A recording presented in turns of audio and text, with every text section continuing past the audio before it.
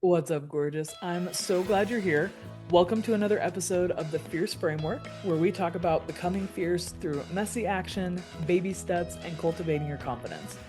I'm your host, Mary Beth. I'm an ADHD kid with a dream to see more women living lives that we're excited about. I want to see us breaking out of the mold society tells us we're supposed to fit into and start living life more on our own terms, where we're in line with our values, we're pursuing our purpose, and we're making our dreams turn into realities. If that sounds good to you, then you're going to love this episode because today I want to talk all about dealing with conflicting priorities when you're trying to find your focus. So, last time we were talking about my trip to Belize and how it was like originally going to be Mexico, and then we pushed it back a year and blah, blah, blah, blah, blah. And we dove in, blah, blah, blah, blah, blah, AKA go listen to it for yourself. I'm too ADHD to remember like exactly what we got into. And I felt like it was too distracting to scroll back and look at my notes. Although now that I'm articulating all this, I feel like I could have just done that. But I recommend just checking out the episode. So if you want to know what's going on. Yeah, so one of the things that I wanted to dig into deeper that I feel like we kind of touched on was the concept of like I pushed that trip back originally. And there was like a lot of feelings that went into it because I had to kind of work through, am I pushing off my dream? Like, am I, I finally like decided to do this thing and I worked up the courage to do a solo trip. And it was like a milestone, right? Like it was a important step for me to take as like almost proof that I was like on this journey and then I was changing the trajectory of my life and I was like going to do something about it, right?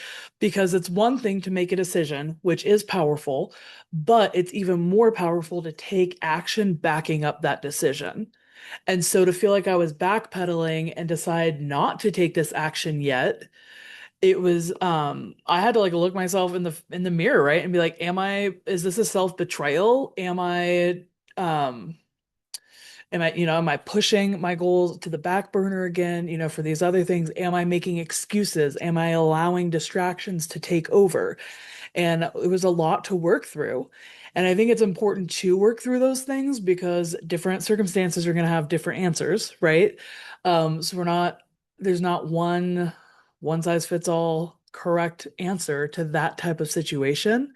But I wanted to dig into more the like that scenario where you're in a situation because for me it was like I decided to push it off a year so that I could establish a better financial foundation and because I was like coming off a divorce, my finances were a mess, and if I was going to push that trip, if I was going to take the trip that a year I originally planned on, which I think it was 2 years ago now, um then I was basically going to have to like use a credit card and like just go into more debt for it because I wasn't prepared and my finances were a mess, right?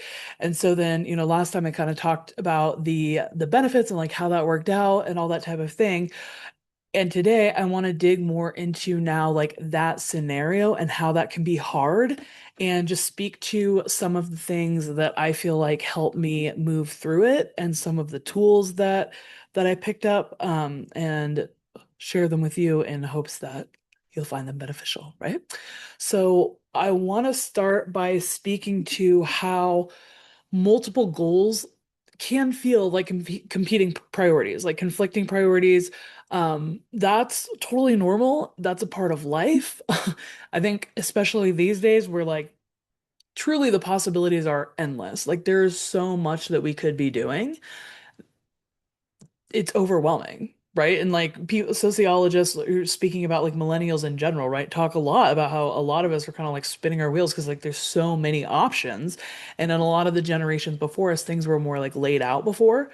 So it's amazing to have the choices and to have the autonomy to choose.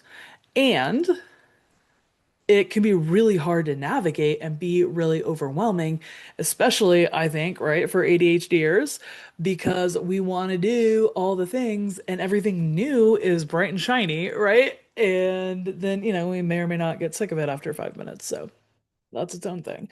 But I want to encourage you that regardless of if you have goals and you feel like they're kind of conflicting or like working against each other, for example, like just to try to make it clear, the decision I was making that we talked about last episode, right, was do I take this trip this year and basically like fulfill my goal and do it and show myself that I'm taking action and I'm working on because it was my first solo international trip, like really important milestone for me because that's something I want to be doing more often, right? And it was the first one and it was like so then if you push back the first step, you're pushing back the whole plan and it was really weighty versus pushing the trip back a year and working on my financial goals, right? And then we'll talk more about it kind of later on in this episode. But then the fear of like, am I really pushing it back a year or am I like opting out? Am I never, if I push it, if I delay it now, am I going to delay it forever and never get around to it? Right. So there were moments in this process where I felt like the decision was really, do I take this trip or do I not? Instead of do I do it now versus in a year? And I think that that can be I don't, it's not always articulated right, but I think that can be a scenario that kind of creeps in often because there is this idea that it's like everything's moving so fast. And if you don't like jump on an opportunity, like it could be gone forever. And I'm not saying that's not true, but I will say I don't think it's true as often as we act like it is. And I think that there are a lot of right paths. I think there's a lot more options that are not wrong than we realize a lot of the time. Speaking of paths, let's not get off track. So, I understand we've been talking a ton about goals, right? So when you have goals that feel like they're competing or like conflicting priorities, like taking a trip versus financial goals, one of the things that really that like helped me kind of out and like figure work my way through what was going to be the right priority in that season is kind of zooming out. And so regardless of what your goals are and if they feel like they're conflicting, they're your goals. And you are one whole person, right? So this logic being, and this is like a thought process, this is not proven science, right? But like my thought process is like, so if you're a person and they're both your goals, there has to be a unity somewhere. Unless maybe you have like multiple personality disorder, like, but like there's a connection somewhere because you as the person want both of those things. And so in like my experience, and especially with this example, like zooming out helped me and trying to look at myself as a whole and thinking of these goals as pieces within the larger picture. Because once we get a goal, right, especially you have a nice, big, shiny, beautiful goal and it's big and it's its own like entity, like it's a big goal, especially if you're setting like big, scary goals, which highly recommended by a lot of literature. So it's this huge like entity of itself, right? And then you have another goal and that's its own huge entity and you're dealing with these like big things and they're separate. You've articulated them, right? If you like make them SMART goals, they're very well defined, they're measurable, they're time bound, like they're little entities, like or not even little, right? And so they can feel, and it makes sense that they feel very separate. And then they can even feel very separate from you because a lot of the time we're trying to convince ourselves to get to the goal, right? So it's like, yeah, my big, beautiful goal is to, write a book, maybe, right? Amazing. But then when you're breaking it down, you have to like get yourself to write. every day or most days. And it's like that, it can be a drag to get yourself to do the thing that would accomplish your goal. So not only are our goals like separate from ourselves and each other, it can feel like, but they're also big, right? And we usually have to break them down, which reinforces the fact that like this is its own entity. I have to break it down into smaller chunks. And then it can feel really separate from yourself when you're having to convince yourself to work towards the goal, right? So it's like if I want to gain muscle and I want to be stronger and I want to bench press 300 pounds. Amazing. Great. Love that goal. Break it down, right? So what's your current PR? And then you're going to build on that. And these are baby steps. But then it comes to like a day, time to go to the gym. And so many times I have to like convince myself to go to the gym. And so it already feels like you're like working against yourself sometimes, which reinforces the feeling that this goal is separate from you. So, if you're anything like me and this is making sense to you and you're following my train of thought, amazing. I think you're going to love this episode. If this is like insane to you, this is not science. This is not like a prescription. This is me just like sharing my thoughts and experiences. So, feel free to hate it and skip this episode, which applies to all my episodes. If you don't love it here, you don't have to be here. But, so if this is making sense to you, amazing. Let's move forward. So, because of that separateness, for me, it was really powerful to, like I was saying, like zoom out and look at this as all like part of my like inner world, right? It's all like I'm like, I don't know why this motion makes sense to me, but it's like it's all me. Like there was something in me that wanted these goals. There was something in me that like birthed this idea. Like this is coming from the person that I am. And so it's all connected. Like it's all having to do with me and where I want to go. It sounds so self-absorbed. Um, so like following that logic in my mind, like there has to be a connection, right? Because regardless of how separate these goals seem, they are both part of a life that I want for myself.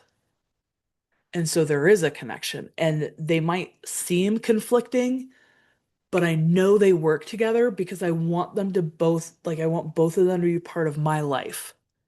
So if I'm zooming out and I'm looking at my entire life, those little goals, those are both going to be in there. So they're not, if I zoom out far enough, they're not actually competing against one another. They're not conflicting. They're part of the same whole. Like that's the story I'm telling myself, right? So that is kind of the first bullet point of can we zoom out and see that these goals are actually working together to get you to a place that you want to go, or they actually working together to help you become a person that you want to be. And so like zooming out to where you're able to view these competing priorities as actually part of a bigger picture together. And so that for me was like just a helpful mindset, right? Like a helpful mindset shift of there's a solution here. Like these aren't truly competing. Um, I'm not going to truly choose one and completely reject the other. Like these are both my goals and they're going to work together, even though it feels like they're competing. So like knowing there was a solution and then like kind of zooming out helped me identify the solution, right? And part of this too can be just like a baseline with setting goals. Something that I encourage is like, are they your goals or are they like prescriptions from society? Because maybe they are truly conflicting and maybe they're not both within you. Maybe one is an external goal being trying to be placed on you, and maybe the other is actually one of your goals that actually is internally. So maybe I should have started with this. But like make sure they're both they're both your goals, first of all. Because if this is something that you absolutely don't believe in and that like someone else or society or whoever your job is trying to put on you, and it's not your goal, then like boom, problem solved, right? But a lot of the time, when we're actually getting into this where it's like a little more complicated and nuanced, that's like step one. And then we're moving into these are both my goals. We're zooming out and asking like, okay, so what is your bigger mission? So if they're both mine and I want them both to like build into my life, what am I trying to accomplish? Like what is the bigger mission here? How do they work into who I'm becoming? And if I look back on my life and I've accomplished both of these goals, what does that look like? Like how are they getting me closer to the person that I want to become? And so some things that can be helpful kind of working through is identifying obligations versus actual goals. So one of the examples I came up with was like taking care of your family and your kids and like putting themselves first versus taking care of yourself. And I think I am projecting because I'm not a mother here, but like but I have a mom. And so based on my understandings of like societal pressures and like just the functions of being a mom, that people are often put in this scenario where they feel like they have to choose between being a good mom and taking care of themselves, taking care of their family and taking care of themselves. And it can feel like competing priorities. And I want to, if we can kind of shift that perspective, and what if taking care of yourself is part of being a good mom? Like, what if those aren't actually conflicting priorities? And so once we kind of are able to shift that mindset, it kind of opens us up to new ideas, right? And then it takes a lot of like the fear and guilt out because you're like, okay, I'm not choosing between taking care of my kids or taking care of myself, right? I'm doing both. These are actually working together. These aren't conflicting priorities. They're actually complementary in the big picture, zooming out, right? And so maybe you like literally can't do all the behaviors or the actions you want to do. And so maybe we're outsourcing, or maybe we're not cooking everything from scratch, right? Or maybe the kids have chores and so they're helping with the cleanup or whatever. Or, maybe your spouse is preparing meals or cleaning up, or maybe you're paying for someone to come clean your house or you're outsourcing your laundry. Like, um, and then, so what am I trying to say? So it's like a third solution that comes in. You don't have to choose between taking care of your kids or taking care of yourself. You can do both, realize they work together. Taking care of yourself helps you be a better mom because emotional like well-being is very important. So it's not just about cooking and cleaning and like doing the laundry, it's also like being able to be present and have the capacity to be able to hold space for your kids. Like that makes you a good mom. So if it's actually not selfish to do the self-care so that you're able to hold that space and have that capacity, right? So then we can kind of look at other things and say, so then what don't I need to do, right? Like you being the one who does the laundry, you being the one who cooks every single meal being cooked from scratch, those are not things that make you a good mom. I would argue that taking care of yourself and your own emotional well-being actually makes you a better mom than being the one who is doing all the things. So I wanted to use that as an example of like how things that can seem competing are actually working together. Um, Thank you for bearing with me. I realized halfway through that example that that could seem like really just projecting since I don't have kids, but I'm in a lot of conversations with people who do have kids. So I hope that that wasn't too trite, and I hope that that wasn't honestly, I hope it wasn't blatantly wrong. So there's that. Although I'm pretty confident it's not based on my research. But so another example is like timing. Maybe you can't do both at the same time. So for example, if you're considering like two different career choices at the same time and you can't have like two full-time jobs, um, not that you can't like do multiple things at once, but maybe it's a situation where it's like you're looking at careers and not something where like you can pursue this and do a side gig or do like two part-time jobs. Like maybe it really is a choice and that can seem really competing. Like you're at a fork in the road and you have to choose a path. And you literally can't do both at the same time. And that is like, I would say that's a choice, right? And so maybe not necessarily competing priorities, but you do specifically have to make a choice. And so when I'm looking at like, how can I zoom out and see how these play into kind of the bigger picture of my life, this is not a scenario where you can just do both at the same time, right? It's not a scenario where like being a doctor makes you a better, what's the opposite of a doctor? I don't know, something like completely maybe being a doctor doesn't make you a better mechanical engineer. Okay, and maybe you can't do both of those careers at once, right? I would think not. So it's not the same situation as like being a taking care of yourself as a person makes you a better mom. Like these are, and so for that kind of situation, and I will start with like in the name of transparency, I don't feel like I've been in this situation a lot. So this is not even really speaking from personal experience. This is kind of I guess, a thought exercise, right? So definitely take this with a spoonful of salt, if you will. But I would think like my advice to myself if I was in that situation would be again, like, what is the ultimate goal? So what do I want from becoming a doctor? Or what do I want from becoming a mechanical engineer? Like, what's what's the deeper reasoning? And that's part of why I love like the five whys exercise. So it could be something like, why do you want to become a doctor? Why do you want to become a mechanical engineer? Because these things are, they're competing and you have to choose one, right? So if we dig deeper into why, and then you get, the first answer, I want to help people. Okay, great. Why? And you're like digging deeper and you're really getting to the root of what these choices, what these decisions are about. Because is it really about being a doctor or is it about being recognized? Is it really about being a mechanical engineer or is it about building things? And so as we're digging into what do I want from this? Like what is the reasoning for how did I even get to these two choices, right? What are my criteria? Because I think a lot of it is subconscious. And so it might come down to like making your parents proud or fulfilling expectations, right? And then you get to make the decision like, is that what you want to build your life around or not? And maybe it is.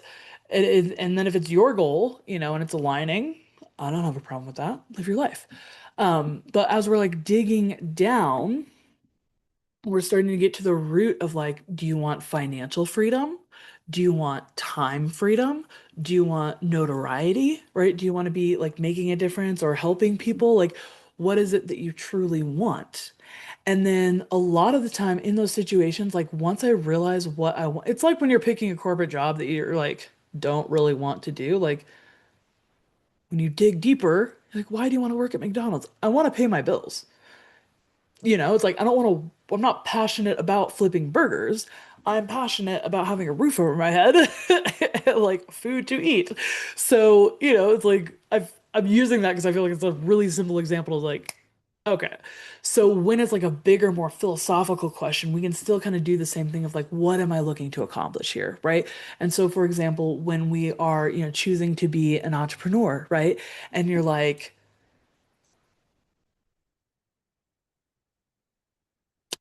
it okay, this is gonna be like a side note, but you guys know how I am.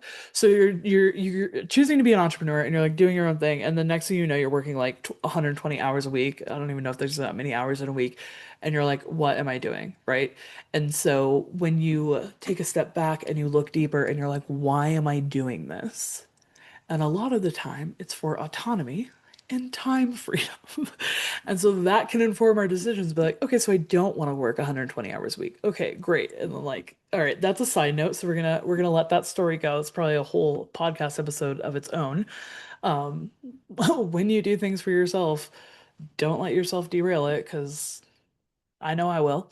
Um, which is also why check-ins are so important because like we can go off with an idea and then like completely change it into something else because like we take like an authentic decision and like such a pure idea, but then so often like society's expectations and like external crap like latch on, and the next thing we know, we're like trying to be an entrepreneur with a corporate mindset, and you're like trying to put all this corporate crap like onto this business that you created for the purpose of getting away from corporate.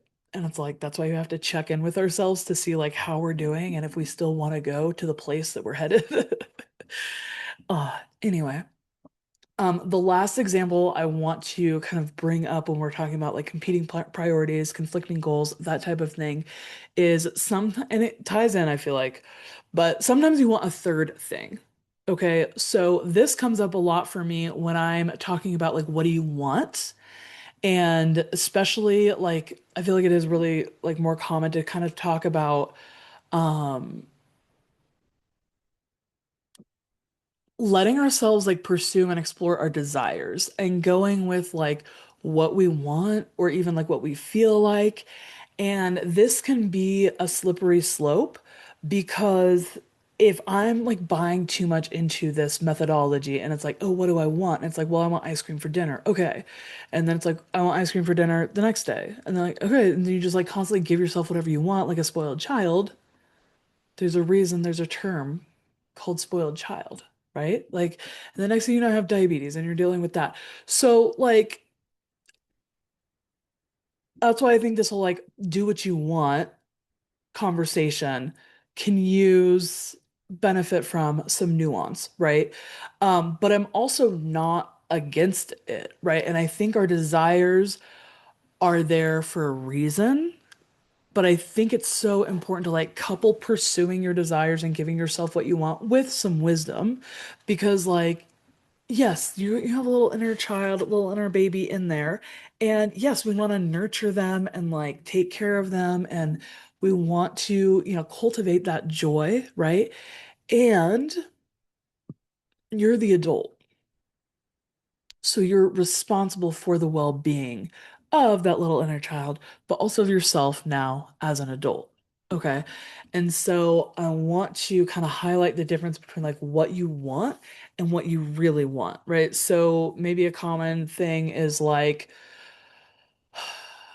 I I want to sit on the couch and do nothing after work, but like you have a goal of walking, XYZ, whatever.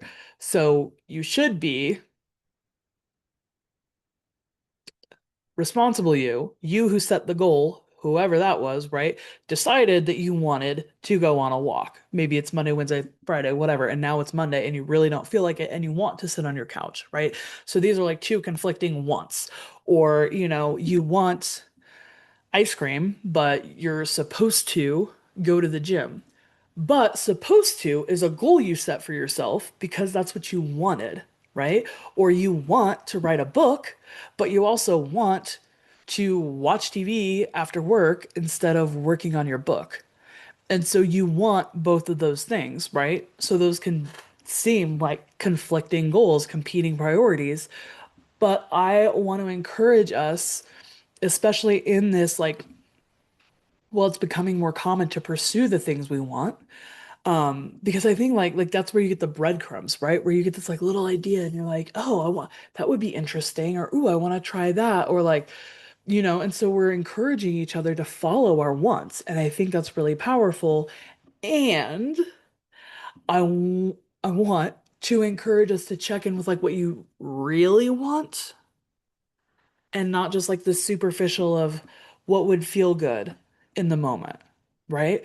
So when we're looking at that, and you're like, do I want this ice cream or do I want to go to the gym? And I mean, arguably, you can do both. It's called balance. But if we can dig a little deeper and go, what am I trying to accomplish? Or what am I trying to make myself feel? Or like what emotion am I searching for? And it's like, oh, maybe you want to, feel good, right? And so actually going to the gym will make me feel good. And maybe eating the ice cream will feel good while I'm eating it. And then maybe I'm a little lactose intolerant and I'm going to feel terrible afterward. Um, it's not speaking from personal experience, that's what I've heard. Um, Whereas going to the gym, might not feel great in the moment, but like usually once we get there and we kind of get into it, it does feel good. And then after, like, yes, you might be sore, but you have the endorphins and the pride that you did that, right?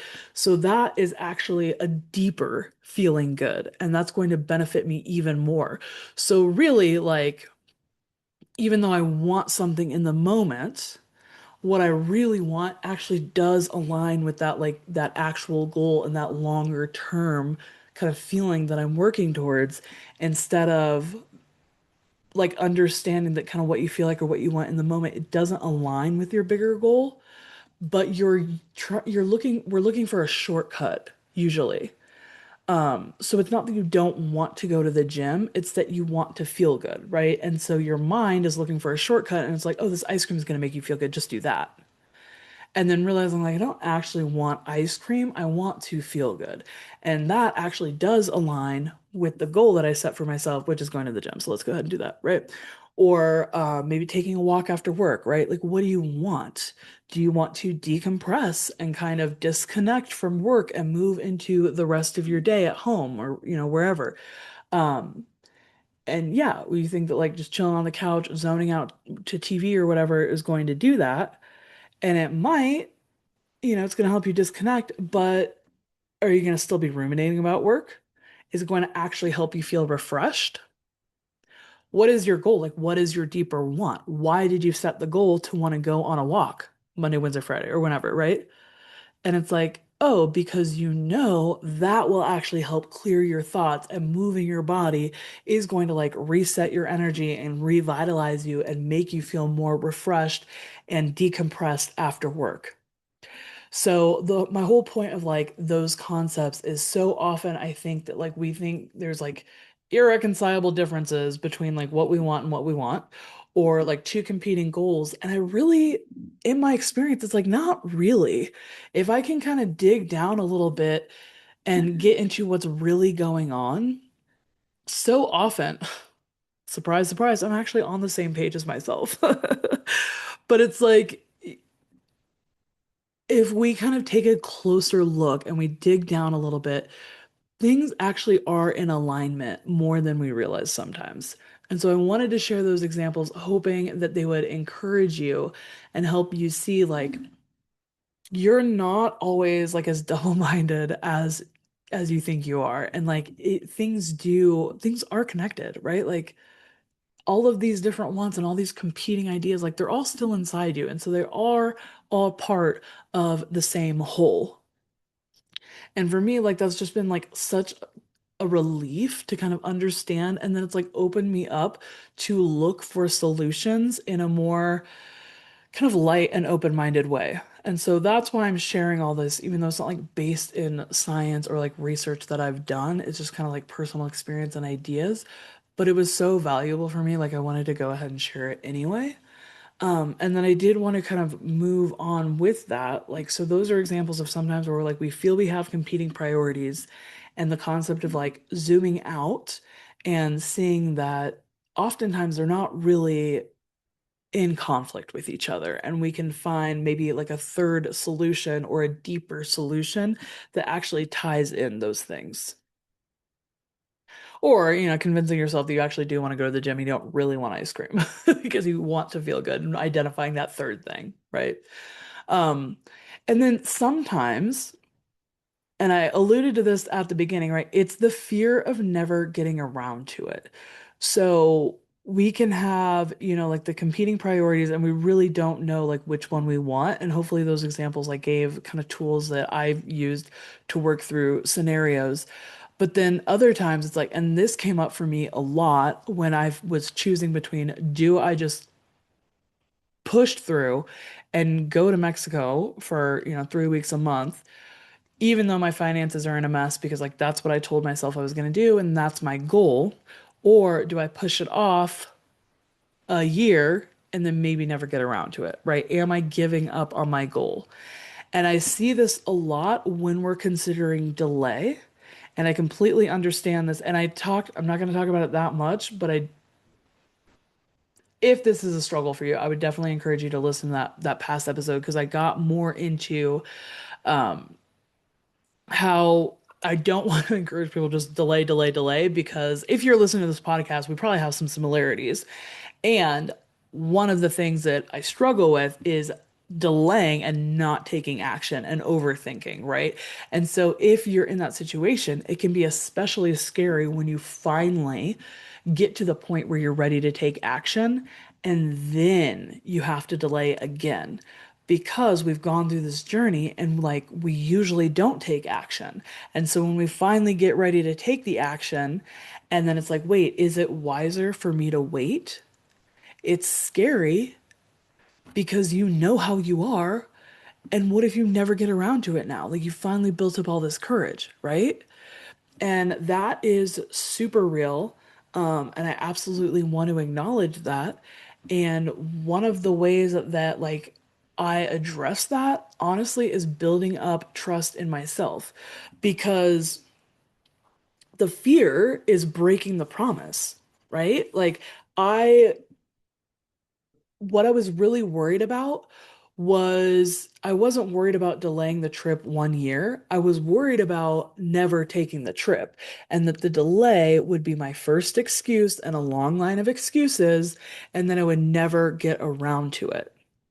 So what I was telling myself is the choice was between do I, kind of push through and take this trip now, even though it'd be not financially responsible, or do I delay a year and give myself a chance to like build this a financial foundation, kind of, pay off some debt, get my save for this trip instead of just putting it all on a credit card, and lay like a stronger financial foundation. And that choice is actually not that hard, right? But what it took me a while to realize is that wasn't actually the choice I was making. The choice I was making was, or I thought I was making, right, was like, or I was afraid I was making. Anyway, whatever. Let me just throw it out there and you can decide what to call it. Like what made it so difficult is because the choice I was looking at was, do I go on this trip or do I give up on my dream? Do I go on this trip now, even though I'm not prepared financially, or do I just admit that like I'm not going to fulfill my dream of solo traveling and, going to beaches when it's cold in Colorado? Like, am I just going to give up on that?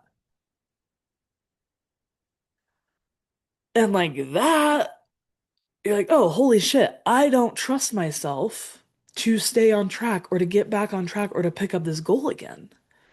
And I think that that is a like stumbling block, like a huge issue for so many of us. It's actually we don't trust ourselves. And this has come up in conversation over and over, and that's why I wanted to do like a whole thing about it because it's so common. And so the decision is not between do you do this now or later? The decision is do you do this now or never? And so, what I want to speak to is you have to learn how to trust yourself. And part of doing that is being a trustworthy person. And in order to teach yourself that you can depend on yourself, you have to be dependable, right? So it's like a lot of those examples we were talking about earlier, right? Like, are you going to go to the gym if you told yourself you're going to go to the gym? Are you going to work on your book if you told yourself you want to write a book? Because if you tell yourself you're going to do it and you don't do it, you're a smart person. You learn that you're not reliable. And so then it's hard to rely on yourself. And that's part of why I was at the point where I was like, do I do this or do I not? Because I had so many examples and so much experience with myself where I put something on the back burner and then I put so many other things on the back burner and eventually it fell off the stove. Right? Like I never moved it back to the front burner and it didn't even stay on the back burner because I kept pushing so much stuff to the back burner. I was a great at avoiding. Great avoider. So I would push so much stuff to the back burner and like, oh, I'll deal with it later, I'll deal with it later. And never got around to dealing with it. And stuff literally starts falling off the stove, right? Like there's only so much room in the back burner. And so I had taught myself that I couldn't trust myself to pick things back up and to start working on it again, to move things from the back burner to the front burner. And so my like underlying fear of this decision isn't really about do I take this trip now or in a year? This decision is about do I take this trip now or never? I taught myself that. And that's a shitty realization, but I think a lot of us are in that boat, and so it's important to talk about. I had taught myself that I can't be relied upon to bring things back to the front burner, to reorder my priorities once my circumstances had changed, or to get back into things after a season, right? So this is, I don't know, maybe another example, right? Is you have a good gym routine, or you're taking your walks 3 days a week, right? Or anything, really, you're working on your book after work 3 days a week, and something comes up, a tragedy, you get sick, somebody comes to town to visit and just throws off your routine, right?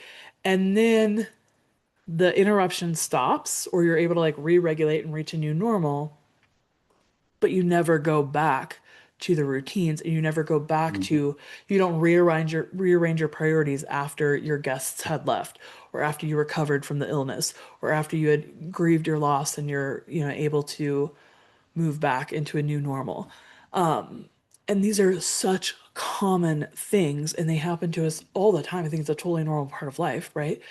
And so learning how to rebuild that trust with yourself, because life is always going to throw stuff at us, right? There's always unexpected things. Your routine's going to get thrown off. I could even argue that it's like supposed to, right? Like keeps things vibrant. But then like once the things change, and this is part of why I love seasons so much, right? Because things are always changing. And so then you reprioritize based on the new situation, right? When the friends come to town, you have the unexpected guests in your house. That's an external reminder, right? To like rearrange those priorities. And oftentimes we do it without thinking, right? And so now you're focused on making them comfortable, and you're playing tour guide, and you're incorporating them into your meals, and like making sure you're spending quality time with them because they're not here all the time. And then when they leave, you might need some recovery time. That's what gets me. Is like I'm like, okay, I don't want to get right back into my routine because I need a minute. Like it was just a lot. It was good, but it was a lot. I need a minute. And then that minute turns into, 15 years.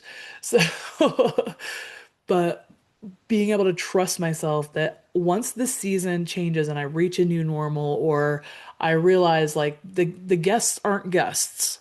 They're moving in and they're going to be living with me. And so now I need to figure out a new normal because they're staying for the foreseeable future, right? Maybe it's family, right? And you're like, okay, but then trusting myself that I'm going to check in with myself and say, okay, it's time to rearrange these priorities.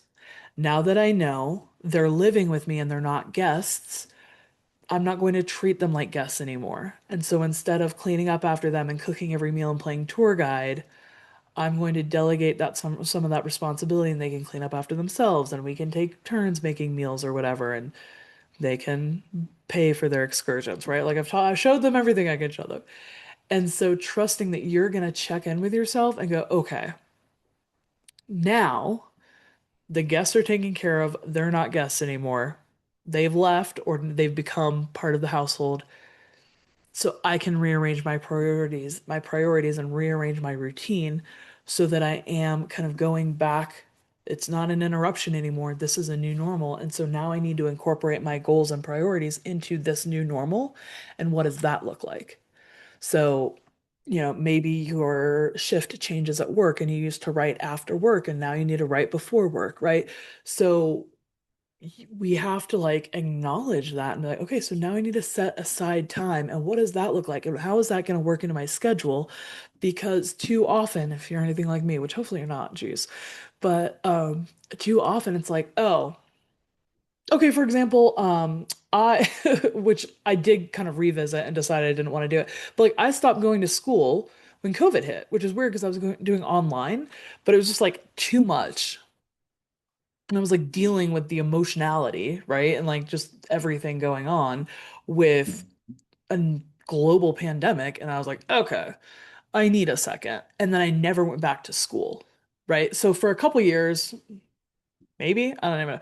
That was just kind of like like I just never got back into it. And then eventually I did revisit it and I was like, that's not really something I value anymore. It's not something that's a priority. But like it's so easy to have the interruption come in, and then you stop being intentional about your life and you move into kind of a default or a reactive state. And so being able to trust ourselves that we're going to move back into designing and being intentional and making sure our routines are getting us where we want to go in life is a game changer. That could have been its whole own episode. Sorry, I've been like going on. But self-trust is so important. Um, and so, yeah, looking at my notes, a couple things I wanted to make sure I wanted to cover is the fear of like, if I don't do it now, I'm never going to do it. And how being able to trust yourself and trust that you will get back to it, that this goal matters enough to you that you're going to figure out a way to like, it will be a priority and you're going to bring it back from the back burner to the front burner and focus on this again. Um, or even like the unknown or the fear of failure, right? So part of my concern is if I have these competing priorities of taking the trip or building a financial, like getting my finances together, if I don't get my finances together, then I'm going to be in the same decision. I'm going to be making the same decision next year, but a whole year has passed. Right. And so I had to trust myself that I was going to not basically fail, right, when it came to the finances, and that I was going to be on track and I was going to actually build a financial foundation so that I would be in a better situation next year than I was last year. Because I could have just been financially irresponsible and blown more money and gotten more into debt and being in a worse situation the following year, right? So I had to trust myself that I was going to get myself to a better situation. And that's my story on why self-trust is so important. Sorry, I don't have a solid conclusion for you. I know this is like a little different than most of my episodes, but it was really like on my heart. And yeah, it was really powerful for me and like the journey has been so impactful. So I wanted to share it with you and I definitely hope you got something out of it. If you have any questions, comments, concerns, I always love to hear from you. So please feel free to hit me up. I'm at the Fierce Framework. You can sign up for my newsletter I'll include the link in the description. And then, if you have anything you'd rather email me, you'll have my email address there, which is confidence@thefierceframework.net. Regardless, I want to thank you so much for listening and just being part of my journey. And yeah, I just love having you here, and we will talk again soon. Until then, keep becoming fierce.